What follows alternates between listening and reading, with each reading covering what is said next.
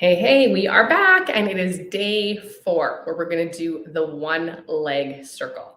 Now, this exercise is a great place to start to warm up hip mobility, but what it actually does is teaches us to stabilize and to anchor the pelvis as we add other parts of the body into movement because we need to stabilize the body, we need to mobilize the body, we need strength, we need flexibility, we need all of the things.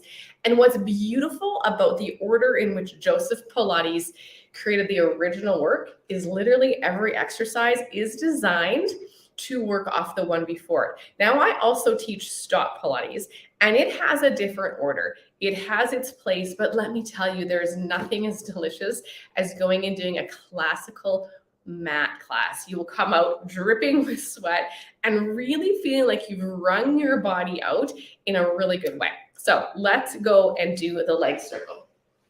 Guess what? We start on the mat, just like we have the others. So again, best way to learn to get down to the mat is right here in our half roll back. Inhale, exhale. You want more challenge? The arms are going to come out. We want to try to keep the feet down. We want to really work here in this difficult part to have control to get ourselves down to the mat. I'm going to have my little cushion down again. My legs are going to go nice and long. Okay. I'm going to anchor my body. I want to feel my body. Awareness is the best tool you have. Now I'm going to press the leg farthest from you, which is my left leg. I'm going to press it down into the mat, and I'm going to pull my toes towards my shins, okay?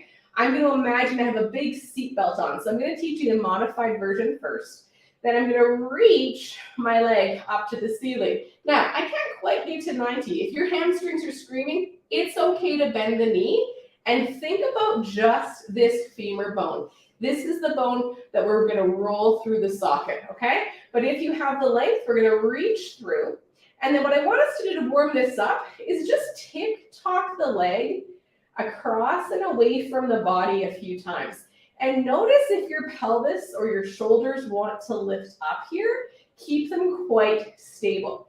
Come back to the center. This has a very specific breath. So we're going to inhale, cross the midline, circle down and around, and exhale up to the center. So it's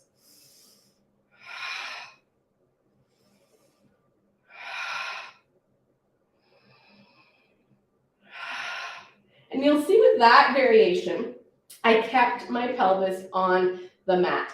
That's a little bit more contemporary. When Joseph taught it, he actually taught it as a spinal rotation. So we're going to allow our low lumbar spine on this next side to come up with us. So now my right leg is going to press down. It's my anchor. The whole leg is pressing down, heel reaching away, toes pulling up. I'm going to point my left toe, anchor my roots. Remember the first day, that big tree that's sitting on you? You're anchoring yourself down into the mat. I'm going to reach the leg up. I'm going to allow the leg to cross.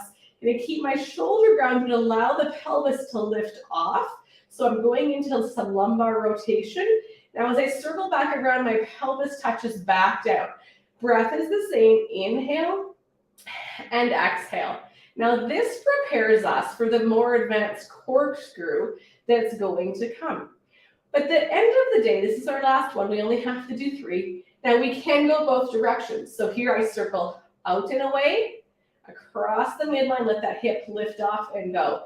It just feels delicious for the hips. But the thing to remember with all of these things is just that it should feel delicious.